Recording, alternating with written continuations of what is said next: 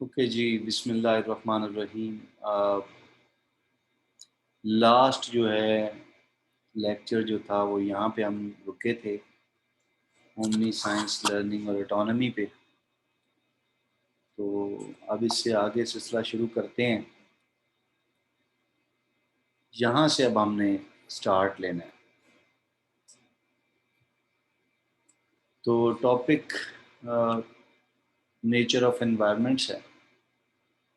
इसमें हम task environment को कैसे स्पेसिफाई करते हैं वो देखेंगे, और फिर इसी तरह प्रॉपर्टीज़ हम कुछ देखेंगे एनवायरनमेंट्स के बारे में, टास्क एनवायरनमेंट की प्रॉपर्टीज़ के हवाले से उसकी कोई क्लासिफिकेशन वो देखेंगे। तो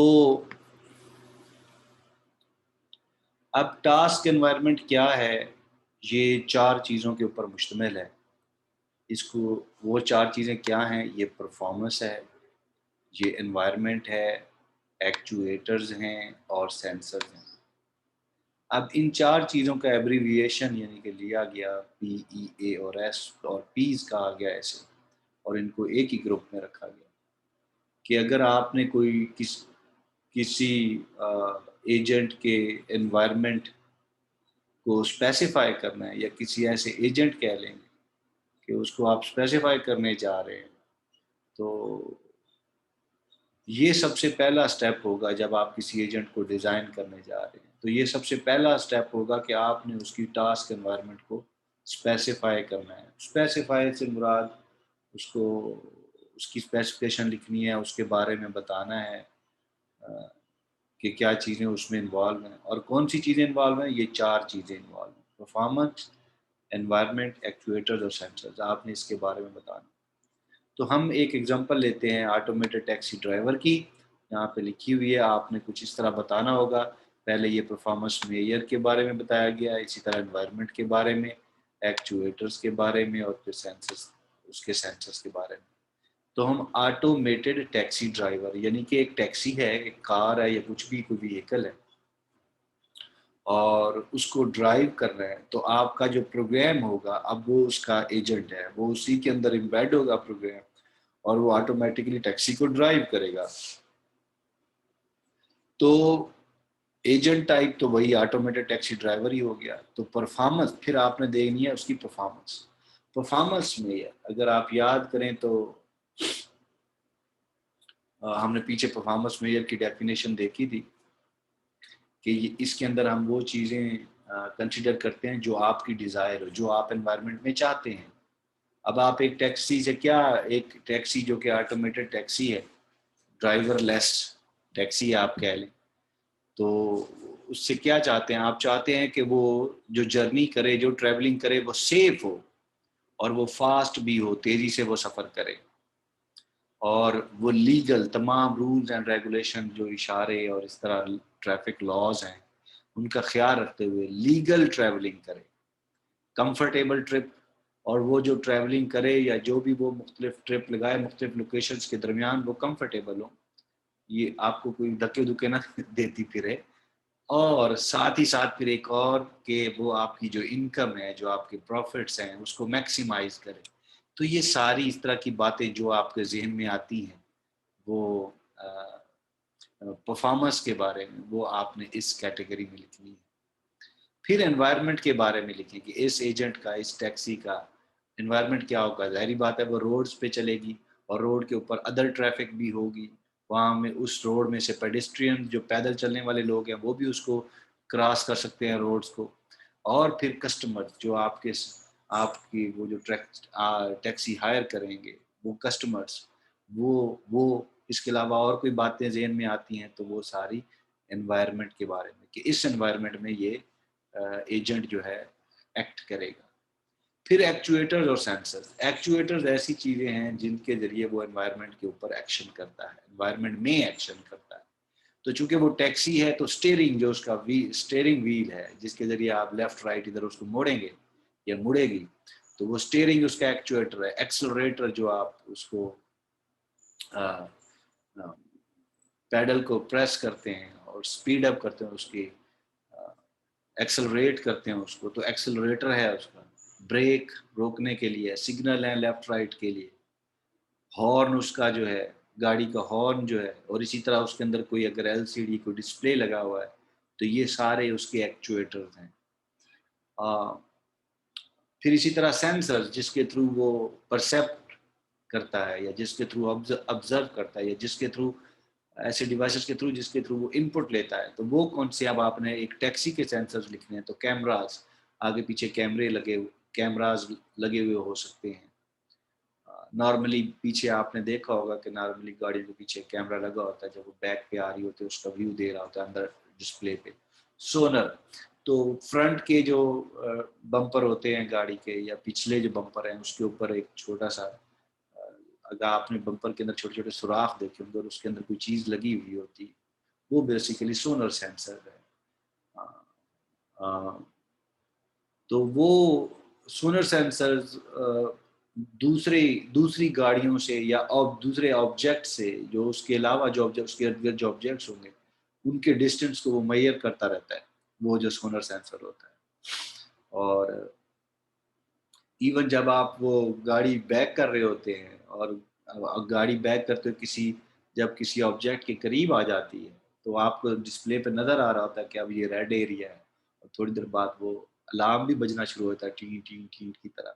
तो ये सारी जो कैलकुलेशन है वो सोनर सेंसर से कर रहा होता है।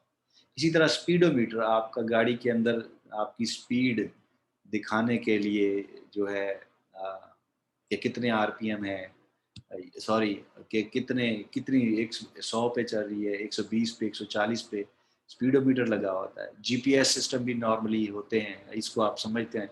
ओडोमीटर, आपकी टोटल वो ट्रैवलिंग कितनी कर चुकी है, कितने किलोमीटर गाड़ी चल चुकी है, वो भी एक ओडोमीटर भी आपका उसके अंदर मौजूद होता है। एक्सेलरोमीटर, ये जब आप प्रेस करते हैं पैडल, एक्सेलरेटर को प्रेस करते हैं, तो साथ ही आरपीएम, इंजन के आरपीएम, वो सुई है या डिजिटल है, तो वो ऊपर नीचे होती है और आपको शो ऑफ करती है, तो एक्सेलरोमीटर भी है। इंजन सेंसर्स, इस तरह इंजन के मुख्तलिफ हिस्सों में सेंसर्स लगे हुए होते हैं, और उसके अंदर, गाड़ी के अंदर अगर कोई कीबोर्ड वगैरह भी हो सकता है, तो ये सारे सेंसर हैं।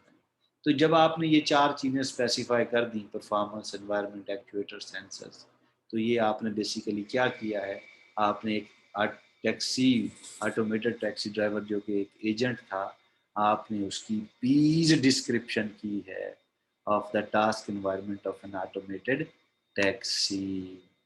तो इस तरह बेसिकली, तो कोई भी एजेंट डिज़ाइन करने से पहले पहले ये आपने टास्क एनवायरनमेंट को स्पेसिफाई करना है और इस तरह करना है।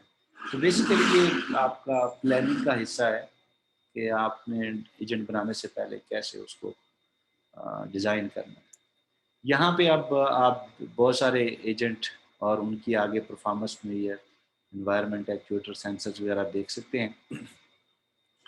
आप ये आप पढ़ लीजिएगा, मैं सिर्फ पहले को दोबारा जिक्र कर लेते हैं यहाँ पे, कि एक मेडिकल डायग्नोसिस सिस्टम, एक एजेंट आप बनाएंगे, आप एक प्रोग्राम बनाएंगे जिसके जो कि आ- आ- आ- आपकी डिजीज़ को मेडिकली डायग्नोज करेगा।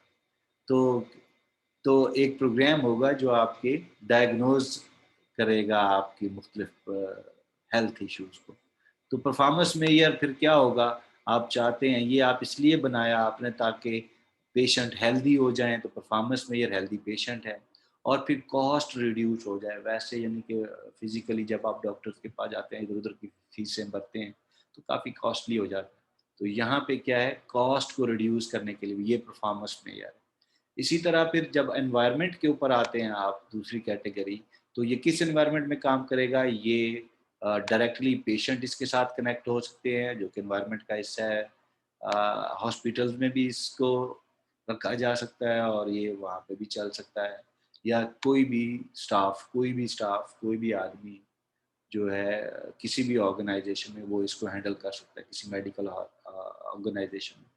तो ये तो इसका एनवायरनमेंट हो गया। एक्चुएटर्स, अब इसका क्या है, एक्चुएटर्स डिस्प्ले ऑफ क्वेश्चंस, तो ये आपसे कुछ क्वेश्चंस पूछेगा। एक्चुएटर्स यानी कि डिस्प्ले ऑफ क्वेश्चन, आप क्वेश्चन के ऊपर नहीं गौर करना, आपने वो डिस्प्ले जो है, एक्चुएटर्स है ना, तो वो डिस्प्ले जो आउटपुट दिखाएगा, वो जो डिस्प्ले स्क्रीन है बेसिकली उसकी बात हो रही कि वो जो क्वेश्चन जिसके ऊपर डिस्प्ले होंगे।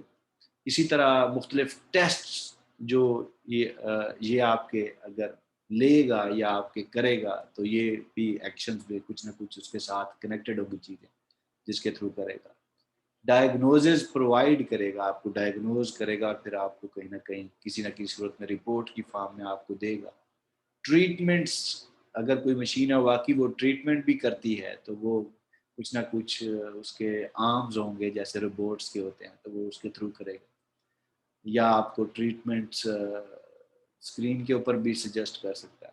रेफरल्स, किस अगर कोई यानी कि रेफर, अगर किसी को रेफर करना है केस, तो वो भी ऑब्वियसली ये सारा डिस्प्ले से रिलेटेड ही वो कह रहा है कि display of questions, test, diagnosis, treatments, referrals, यानी किसी और डॉक्टर्स को अगर रेफर करना है उसने डायग्नोज करने के बाद, तो उसका जो सिर्फ और सिर्फ यहाँ पे तो उसने सिर्फ बात की जो डिस्प्ले है उसका, अगर उसके साथ एक्स्ट्रा चीज़ें नहीं है, आर्म्स और इस तरह की चीज़ें नहीं है तो फिर सिर्फ डिस्प्ले ही उसका एक्चुएटर। अगर वो आर्म्स वगैरह भी होंगे तो फिर वो भी ऑटोमेटिकली आ जाएगा जैसे कि आप मूवीज़ में देखते हैं। तो एनी हाउ यहाँ पे चूंकि एक लिमिटेड अप्रोच है तो यहाँ पे सिर्फ डिस्प्ले किया गया, display of this kind of information. फिर इसी तरह सेंसर्स की बात की। सेंसर यानी कि ये आपका जो प्रोग्राम है, मेडिकल प्रोग्राम, डायग्नोसिस सिस्टम, ये इनपुट कैसे लेगा, ये कीबोर्ड एंट्री ऑफ सिम्टम्स लेगा आपको कीबोर्ड से। सेंसर अब कीबोर्ड आप लिखें, keyboard entry of symptoms, findings, patient answer. तो अब इन सब की कीबोर्ड एंट्री कर रहा है। जिस तरह ये डिस्प्ले कह रहा था तो यहाँ पे सिर्फ अब सिम्टम्स की या पेशेंट्स की अपनी कोई फाइंडिंग्स हैं वो, या पेशेंट्स वो आप उससे क्वेश्चन करता है स्पीक एक्चुएटर के थ्रू और फिर पेशेंट आंसर करता है, तो वो बेशक कीबोर्ड के जरिए अगर आंसर करता है तो वो सारी चीज़ें कीबोर्ड के थ्रू उसको जा रही हैं। तो यहाँ पे बेसिकली उसने कीबोर्ड ही लिखा है कि ये इसके सेंसर है। इसके अलावा और कुछ भी हो सकते हैं। तो हो सकता है कोई डिवाइस हो जो उसका टेम्परेचर मेजर कर रहा हो पेशेंट का, तो वो फिर उसके सेंसर्स में आ सकता है। इसी तरह आपकी इकोग्राफी करने के लिए आपके सीने के ऊपर मुख्तलिफ चीज़ें ऐसे स्टिकर से लगाए जाते हैं, स्टिकर नुमा आप कह लें, जो चिपक जाती हैं चीज़ें, तो वो भी आपके सेंसर्स में आते हैं जो कि आपकी आ, दिल की जो धड़कन है उसको वो नोट करते हैं। तो एनी वो सारी चीज़ें जो हैं वो सेंसर्स में आ सकते हैं, लेकिन यहाँ पे एक लिमिटेड अप्रोच है तो उसने फिर कीबोर्ड ही लिखा कि सिम्टम्स या फाइंडिंग्स या पेशेंट्स के जो आंसर्स हैं वो आप कीबोर्ड के जरिए एंटर करेंगे। तो यानी इस तरह की और एजेंट टाइप लिखे हैं और उनकी परफॉर्मेंस मेजर्स पीस भी आगे बातें लिखी हुई हैं। तो ये पहला स्टेप है जो आपने करना है।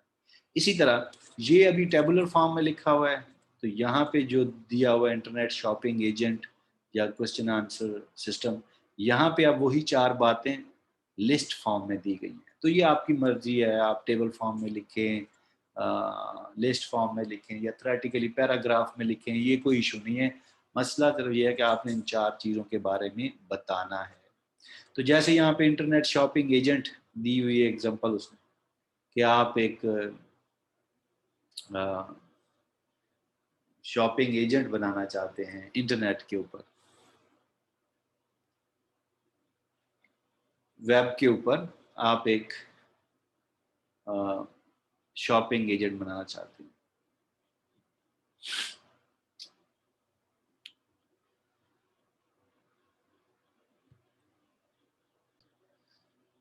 तो ये जो अब इंटरनेट शॉपिंग एजेंट है इसकी 2 अप्रोचेज होती हैं, हो सकती हैं। एक तो ये एजेंट आप खुद से प्रोग्राम करना चाहते हैं जो कि फिर आपको वेब के ऊपर हेल्प आउट करे आपके शॉपिंग के लिए। दूसरा, मुख्तलिफ कंपनीज जो हैं वो अपनी वेबसाइट के लिए खुद से ये एजेंट बना के अपनी वेबसाइट पे दे दें ताकि वो यूज़र्स को हेल्प आउट करें। दोनों के लिए ये एग्जांपल ठीक है, दोनों कैटेगरीज के लिए। तो अब इसकी परफॉर्मेंस में यार क्या होगी अगर आपने खुद ये प्रोग्राम बनाया है, तो आप जो भी आप एक प्राइस देंगे कि यार कम से कम प्राइस में वो प्रोडक्ट खरीद कर दे, तो ये भी आपके जहन में होगा। फिर प्रोडक्ट जो हो वो क्वालिटी वाली हो, क्वालिटी प्रोडक्ट आपको सामने ला सर्च करके दे, और मुनासिब अप्रोप्रिएट प्रोडक्ट हो, और तेज़ी से ये सारा काम कर दे, एफिशिएंसी भी हो। इसके बाद अगर एनवायरनमेंट के बारे में बात करें कि वो किस एनवायरनमेंट में काम करेगा, तो आपको पता है कि वो मुख्तलिफ वेबसाइट्स के ऊपर ही काम करेगा। तो ये करंट अभी जितनी भी वेबसाइट्स चल रही हैं वो भी, और फ्यूचर में अगर कोई वेबसाइट्स आएंगी इन शॉपिंग से रिलेटेड, तो वो भी उन सबको वो कंसिडर करेगा। इसके अलावा जो मुख्तलिफ वेंडर्स हैं, जो मुख्तलिफ दुकानदार हैं और उन्होंने अपनी कोई वेबसाइट बनाई हुई है, वो उनको भी हैंडल करेगा। और शिपर जो मुख्तलिफ प्रोडक्ट्स को शिप करते हैं, यानी कि वेंडर से ऊपर या बड़ा थोड़ा सा बिजनेस हो जाता है, वो शिपर्स का है, उनको भी ये उनकी वेबसाइट्स को भी कंसिडर करेगा। या फिर ये दूसरी अप्रोच ये हो सकती है कि एक वेंडर चाहता है कि वो अपनी वेबसाइट के ऊपर ये एजेंट बना के दे, तो फिर एनवायरनमेंट में वेंडर भी आ जाता है। या शिपर अपनी वेबसाइट पे ये इंटरनेट शॉपिंग एजेंट देना चाहता है, तो वो उसकी वेबसाइट के ऊपर वो अपनी वेबसाइट को बना के दे देगा ये एजेंट, तो फिर शिपर्स भी आ जाते हैं, कंपनीज, ये सारी इस तरह बातें लिख सकते हैं आप कुछ भी।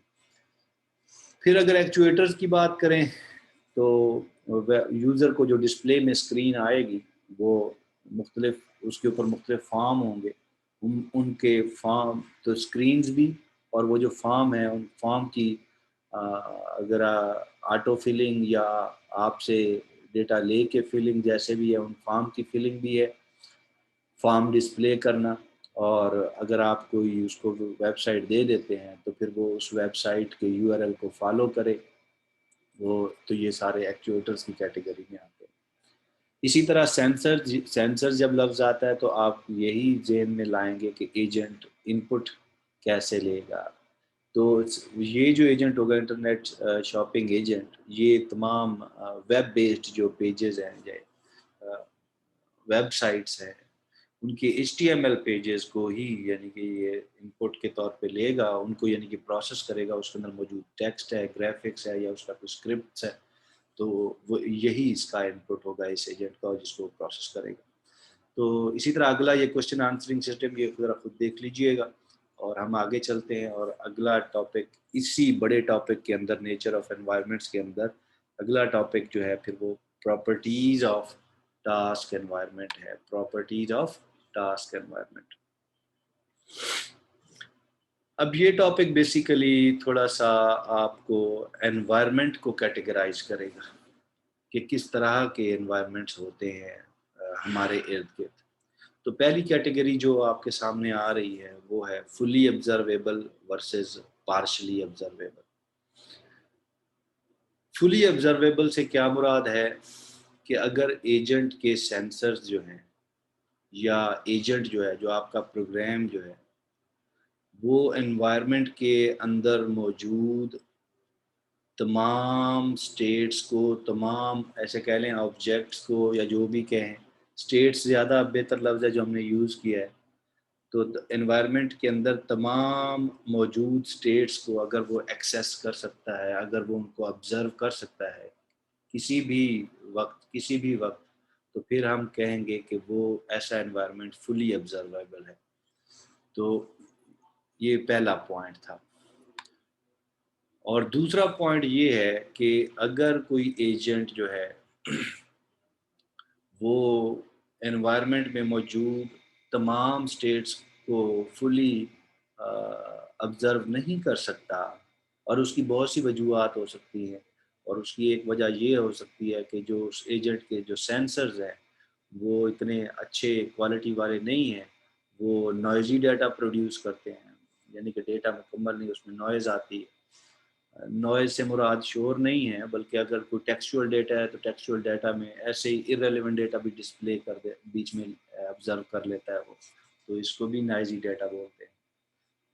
तो बहरहाल कहने का मकसद है, जब उसके सेंसर इतने क्वालिटी वाले नहीं हैं और वो आपको एक्यूरेट परसेप्ट्स नहीं देता, तो फिर वो एजेंट जो है वो इस काबिल नहीं होगा कि वो एनवायरनमेंट की तमाम स्टेट्स को फिर वो ऑब्ज़र्व कर सके, तो फिर ऐसे एजेंट को फिर हम फुली ऑब्ज़र्वेबल नहीं बल्कि पार्शियली ऑब्ज़र्वेबल बोलते हैं।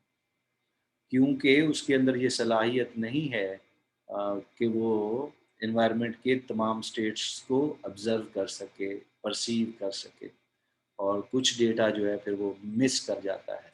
मिसाल के तौर पर उसने यहाँ पे कहा है कि एक वैक्यूम एजेंट है और उसके अंदर जो है जो सेंसर लगा हुआ है वो सिर्फ लोकल डर्ट सेंसर लगा हुआ है। उसके अंदर जो सेंसर है वो लोकल डर्ट सेंसर है। इससे मुराद ये है लोकल डर्ट सेंसर से कि अगर दो लोकेशन ए और बी हैं और एजेंट अभी लोकेशन ए के अंदर ही है, तो उसको सिर्फ लोकेशन ए के अंदर डर्ट का बता सकता है, वो ये नहीं बता सकता कि उस वक्त लोकेशन बी के पे डर्ट मौजूद है या नहीं। तो अ, तो ऐसा ऐसा जो एजेंट है जिसके अंदर कि ये लोकल डर्ट सेंसर लगा हुआ है, चूँकि वो अब ए लोकेशन ए में मौजूद है, तो लोकेशन ए के अंदर डर्ट मौजूद है या नहीं, तो वो तो ये फाइंड कर लेगा। लेकिन बी में डर्ट मौजूद है या नहीं, इसके बारे में वो प्रेडिक्ट नहीं कर सकता। तो फिर उसका सेंसर जो है कोई ख़ास मयारी किस्म का या state of the art sensor नहीं है। और फिर वो आपको एनवायरनमेंट की वो जो बी लोकेशन वाली दूसरी स्टेट थी, उसके बारे में इंफॉर्मेशन नहीं दे रहा, तो फिर ये पार्शली ऑब्जर्वेबल है, ये फिर फुली ऑब्जर्वेबल नहीं है। अच्छा, तो ये तो दो बातें होगी फुली ऑब्जर्वेबल और पार्शली ऑब्जर्वेबल के बारे में। अगर अगर ऐसा केस हो कि एजेंट के अंदर सेंसर्स हों ही ना, अगर सेंसर्स नहीं होंगे तो फिर आपको पता है कि फिर वो एनवायरनमेंट को ऑब्जर्व कर ही नहीं सकता, और अगर एनवायरनमेंट को ऑब्जर्व नहीं कर सकता तो फिर वो वो एनवायरनमेंट उस एजेंट के लिए अनऑब्जर्वेबल हो जाएगा। तो ये सारी डिस्कशन से 3 कैटेगरीज आपके सामने आई। मेनली 2 ही हैं, fully observable versus partially observable. लेकिन अगर किसी के अंदर सेंसर नहीं है तो फिर आपके सामने तीसरी कैटेगरी भी आ जाती है, और वो आप कह सकते हैं कि अनऑब्जर्वेबल एनवायरनमेंट। अच्छा, तो ये एक प्रॉपर्टीज के लिहाज से एक कैटेगरी थी। इसी तरह दूसरी कैटेगरी जो है वो single agent versus multi agent है, और ये इंतहाई आसान है। आप इसको गेमिंग के ऊपर ही आप अप्लाई कर लें, गेमिंग के कॉन्सेप्ट के ऊपर, कि आप कई ऐसी गेम्स खेलते हैं जो कि सिंगल प्लेयर होती हैं, और कई ऐसी गेम्स भी खेलते हैं जो जिसमें मल्टी प्लेयर होते हैं। तो बिल्कुल वही कॉन्सेप्ट है यहाँ पे। तो यहाँ पे अगर आप सिंपल एक नॉर्मली जो क्रॉसवर्ड पजल अगर आप खेलते हैं, तो उसमें किसी और प्लेयर की ज़रूरत नहीं है, किसी और एजेंट की ज़रूरत नहीं है। उसमें सिर्फ़ और सिर्फ़ एक इंसान या एक बंदा भी उस पज़ल को खेल सकता है। तो इसलिए फिर जो है ये सिंगल एजेंट एनवायरनमेंट होगा। और इसी तरह आपके सामने जो चेस की गेम है, उसको जब आप खेलते हैं तो चेस के लिए कम से कम 2 प्लेयर होना ज़रूरी है। या 2 आदमी खेलेंगे या एक कंप्यूटर और दूसरा आदमी खेलेगा, तो ये 2 एजेंट एनवायरनमेंट है। तो आप कह सकते हैं 2 या 2 से ज़्यादा अगर कोई ऐसी गेम जिसके अंदर ये इस तरह एजेंट इन्वॉल्व हों, तो फिर आप मल्टी एजेंट का वर्ड यूज़ वो कर जाते हैं। तो ये इसकी डिस्टिंक्शन भी क्लियर हुई कि single agent versus multi agent क्या भला है। नॉर्मली जब मल्टी एजेंट एनवायरनमेंट होता है, जैसे ये ऊपर चेस वाला बताया गया, तो इसमें एक जो अपोनेंट होता है, अगर फॉर एग्जांपल उसको हम बी कहें, तो वो कोशिश कर रहा होता है कि अपनी परफॉर्मेंस मेयर को मैक्सिमाइज करे।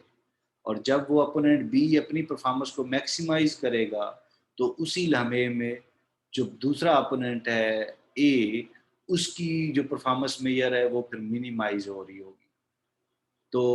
तो ऐसा एनवायरनमेंट जिसमें जो गोल हो वो एक ही हो और सारे एजेंट उस गोल को अचीव करने के लिए कोशिश कर रहे हो, तो किसी एक एजेंट का गोल तो मैक्सिमाइज होगा लेकिन दूसरों का मिनिमाइज हो जाएगा। तो ऐसे एनवायरनमेंट को फिर क्या बोलेंगे? कंपेटिटिव मल्टी एजेंट एनवायरनमेंट बोलेंगे उसको। तो ये एक और भी टर्म आपके सामने आई।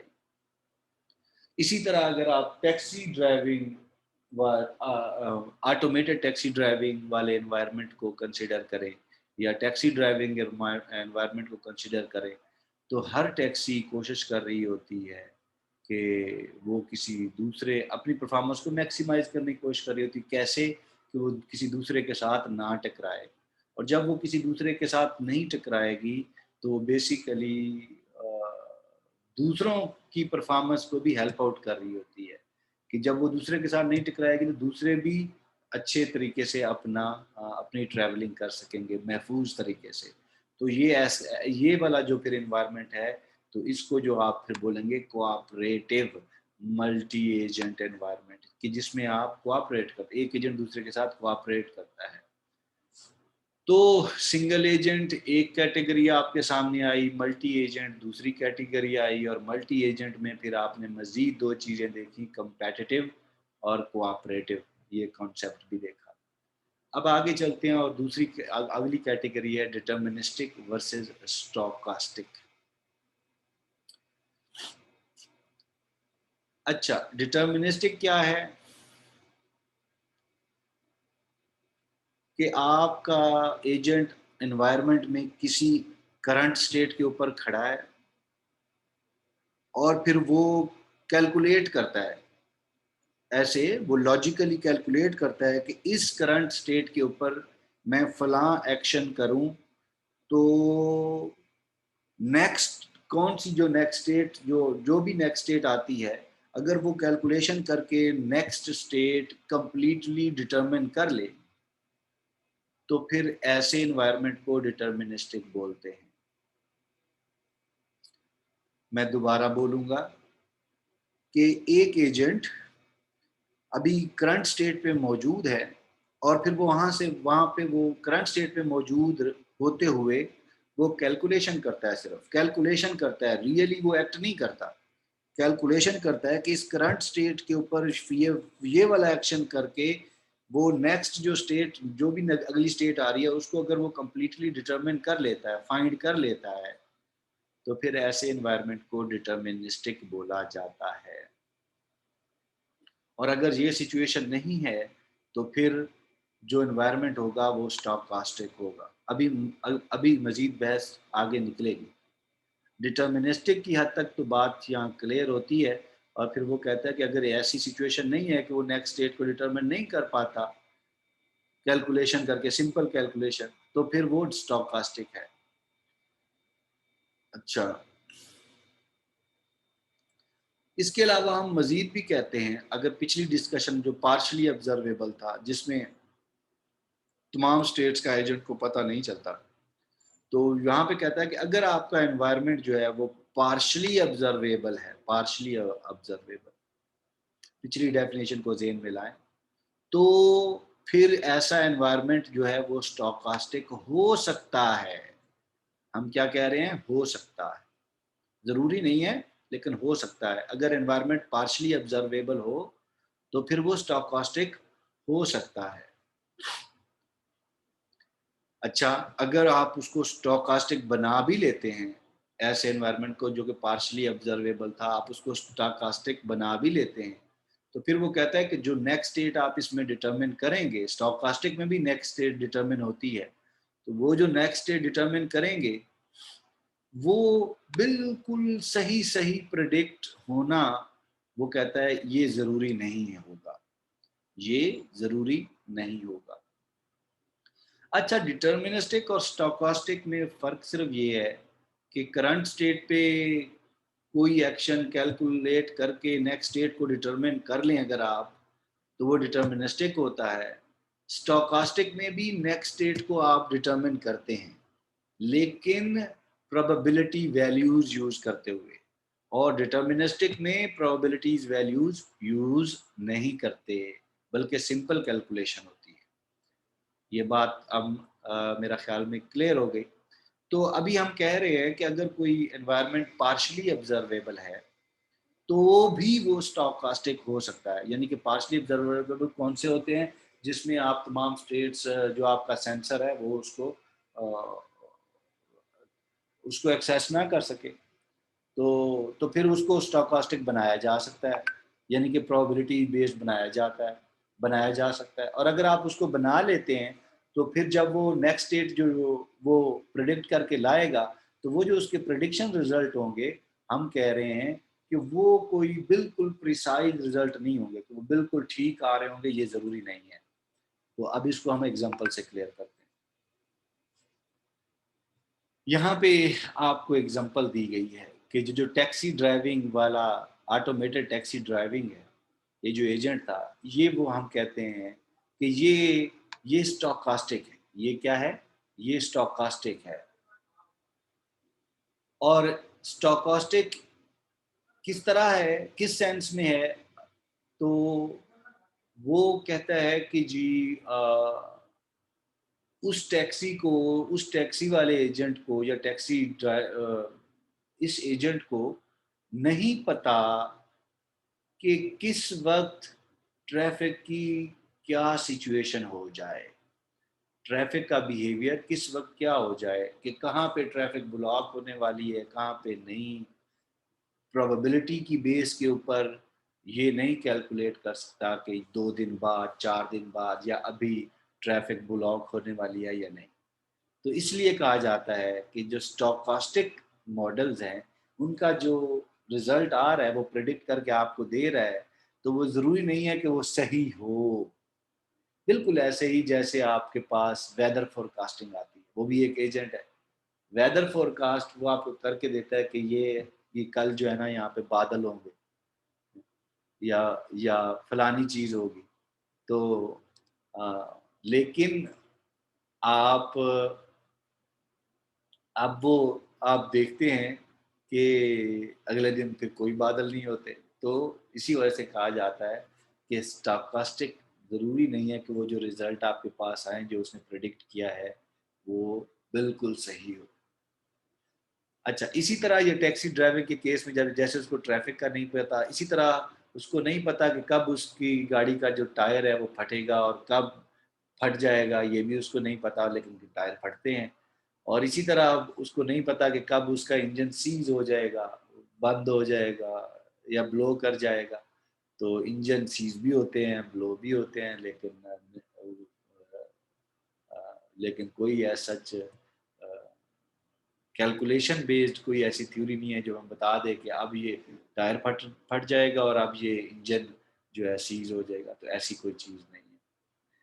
तो एनीहाउ अब आपको कुछ अंदाज़ा हो गया कि डिटर्मिनिस्टिक भी कोई इन्वायरमेंट है और स्टोकास्टिक भी है। डिटर्मिनिस्टिक में प्रोबेबिलिटी नहीं होती, स्टोकास्टिक में प्रोबेबिलिटी होती है। अच्छा, अभी आपने बहुत सी चीज़ें, अब एक एनवायरनमेंट चीज़ें सुनी होंगी आप बाज़ औक़ात कहते हैं कि ये जो है ना यहाँ पे जो है ना कोई प्रॉब्लम सॉल्व करते हो, आप कहते हैं कि यार मुझे इसमें कोई यकीन नहीं है, बड़ी गैर यकीनी की कैफियत है, बड़ी गैर यकीनी की कैफियत है। तो ये जो गैर यकीनी है जिसको अनसर्टन बोलते हैं, तो ऐसे एनवायरनमेंट भी होते हैं। तो तो अगर कोई एनवायरनमेंट जैसे हमने पीछे कहा पार्शियली ऑब्जर्वेबल है, या आप उसे कह लें नॉट फुली ऑब्जर्वेबल है, या वो नॉट डिटर्मिनिस्टिक है। जब नॉट डिटर्मिनिस्टिक था तो वो फिर स्टोकास्टिक हो सकता है, हमने पीछे कहा था। और अगर वो पार्शियली ऑब्जर्वेबल है तो फिर भी हमने कहा था कि वो स्टोकास्टिक हो सकता है। तो एनीहाउ, तो जब नॉट डिटर्मिनिस्टिक है या नॉट फुली ऑब्जर्वेबल वाली सिचुएशन है, तो ऐसे एनवायरनमेंट जो फिर क्या होते हैं, अनसर्टन होते हैं। अनसर्टन यानी कि वो गैर यकीनी की कैफियत होती है। और ऐसे एनवायरनमेंट्स को फिर हम स्टोकास्टिक ही बोलते हैं।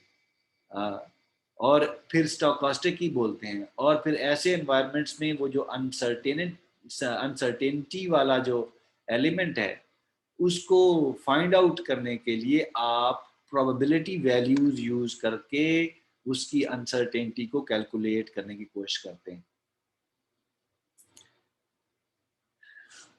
अच्छा, बाकी जो डिफरेंस था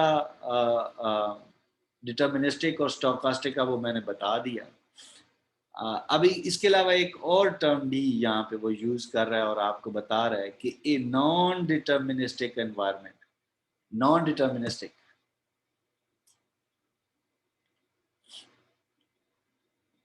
अब ये नॉन डिटर्मिनिस्टिक से मुराद ये नहीं है कि वो फिर स्टोकास्टिक हो जाएगा। जैसे पीछे हमने कहा कि डिटर्मिनिस्टिक ये होता है, और अगर वो डिटर्मिनिस्टिक नहीं है तो फिर वो स्टोकास्टिक हो सकता है, हमने कहा था। लेकिन अगर वो स्टोकास्टिक ना हो तो फिर वो नॉन डिटर्मिनिस्टिक होता है। तो ए नॉन डिटर्मिनिस्टिक एनवायरनमेंट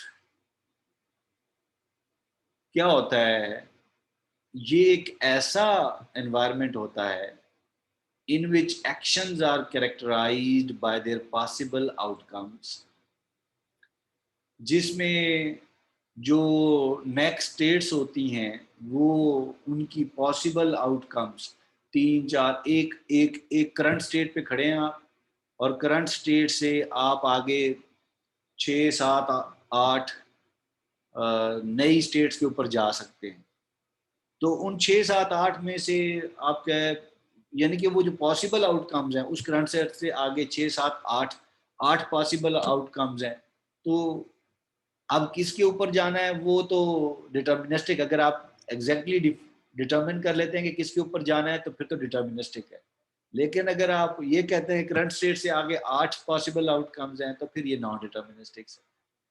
तो नॉन डिटर्मिनिस्टिक एनवायरनमेंट ऐसा एनवायरनमेंट होता है जिसमें आप करंट स्टेट के ऊपर एक्शंस बहरहाल परफॉर्म करके उसकी पॉसिबल आउटकम्स निकाल लेते हैं। एक नहीं, पॉसिबल आउटकम्स एक से ज्यादा। और ये जो पॉसिबल आउटकम्स आपने निकाली हैं, ये यहाँ पे प्रोबेबिलिटी वैल्यूज को यूज नहीं करना। बगैर प्रोबेबिलिटी वैल्यूज को यूज किए आप कोई तरीका बनाते हैं और कैलकुलेट करते हैं तो फिर आप इसको नॉन डिटर्मिनिस्टिक बोलेंगे। अच्छा, ये तो कैटेगरी हो गई डिटर्मिनिस्टिक और स्टोकास्टिक की। आगे जो कैटेगरी है वो है एपिसोडिक वर्सेस सीक्वेंशियल। ये कदरे आसान है। एपिसोडिक जो एनवायरनमेंट होगा, अभी मैं सिंपल लफ्ज़ों में आपको बताता हूँ कि इसमें एपिसोड्स होंगी, जैसे जैसे किसी ड्रामे की एपिसोड्स होती है या किसी भी चीज़ की एपिसोड होती है। इसमें जो मुख्तलिफ आपके पास स्टेट्स आएंगी, इसमें एक स्टेट दूसरे स्टेट के ऊपर एज सच डिपेंड नहीं कर रही होती, आप ऐसे समझे। ठीक है, एक स्टेट दूसरी स्टेट के ऊपर डिपेंड नहीं कर रही होती है, उसका अपना लाएहमल है, इसका अपना लाएहमल है। जबकि सीक्वेंशियल जो है एनवायरनमेंट, इसमें जो स्टेट्स हैं वो एक दूसरे के ऊपर डिपेंड कर रही होती हैं कि अगर आप दूसरी स्टेट पे आ गए हैं तभी आप तीसरी पे जा सकते हैं, डायरेक्ट तीसरी पे नहीं जा सकते। इस तरह की कोई बात है, इस तरह का कोई कंसेप्ट है, अभी हम इसको देखते हैं। तो एपिसोडिक पे वापस आते हैं कि in an episodic task environment the agent experience is divided into episodes. एक तो एजेंट का जो मुकम्मल उस एनवायरनमेंट के अंदर सारा उसकी जो कार्रवाई है उसको एपिसोड्स में डिवाइड कर दिया जाता है। उसके उसके कंप्लीट जो एक्शंस हैं या उसकी जो उसकी स्टेट्स को एपिसोड्स में डिवाइड कर दिया जाता है। In each episode the agent receives a percept. हर एपिसोड के ऊपर या हर स्टेट के ऊपर एजेंट एक परसेप्ट रिसीव करता है। Then performs a single action, और फिर परसेप्ट करने के बाद फिर एक ही एक्शन करता है, single action. Crucially the next episode does not depend on the actions taken in the previous episode. और फिर वो जो एक्शन करके आप अगर अगली एपिसोड पे पहुंच गए हैं, इसमें वो कहता है कि वो जो अगली एपिसोड है does not depend on the actions taken in the previous episode. Previous episode के ऊपर क्या आप कैसे पहुंचे थे, पीछे से एक्शन लेके। तो नेक्स्ट एपिसोड जो है जिसके ऊपर अगर आप पहुंच चुके हैं तो वो पिछली एपिसोड के ऊपर एज सच डिपेंड नहीं करती। शायद आपके जहन में आ रहा हो जी उधर से ही तो एक्शन करके आप इधर आए हैं।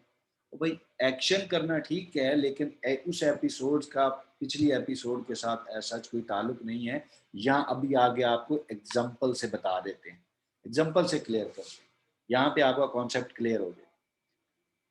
इस एग्जांपल में बताया गया है कि एक एजेंट है वो असेंबली लाइन के ऊपर खड़ा है और उसके सामने से जो है ना जो प्रोडक्ट्स हैं वो बन के निकल रही हैं या मुख्तलिफ पार्ट्स हैं वो बन के आगे बेल्ट के ऊपर चल रहे हैं। तो वो ये एक एजेंट है, ये एक रोबोट है। इसका काम है कि अगर कोई पार्ट, कोई डिफेक्टिव पार्ट आ रहा है तो उसको बीच में से निकाल ले। तो अभी फॉर एग्जांपल 2:30 हुए हैं तो ये देख रहा है तो इसको एक पार्ट नजर आता है कि डिफेक्टिव है, ये इसको उठा के बाहर बिन में डाल देता है जो भी साथ पड़ी। अब ये जो पार्ट इसने उठाया है, इसके बाद एक और, फिर वो देखते रहता है, फिर 4-5 गुजर जाते हैं पार्ट, फिर छठा फिर एक और आता है और वो भी डिफेक्टिव है, उसको उठा के भी वो पार्ट में बिन में डाल देता है।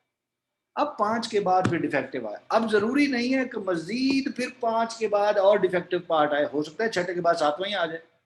यानी कि जो पिछला पार्ट उसने उठाया है, ज़रूरी नहीं है कि अगला पार्ट फिर जो आ रहा है वो भी डिफेक्टिव हो, पिछले के ऊपर डिपेंड नहीं कर रहा ये। तो वो जो डिसीजन है उसका वहाँ से डिफेक्टिव पार्ट को उठाने का, वो डिपेंड नहीं करता पिछले डिसीजन के ऊपर।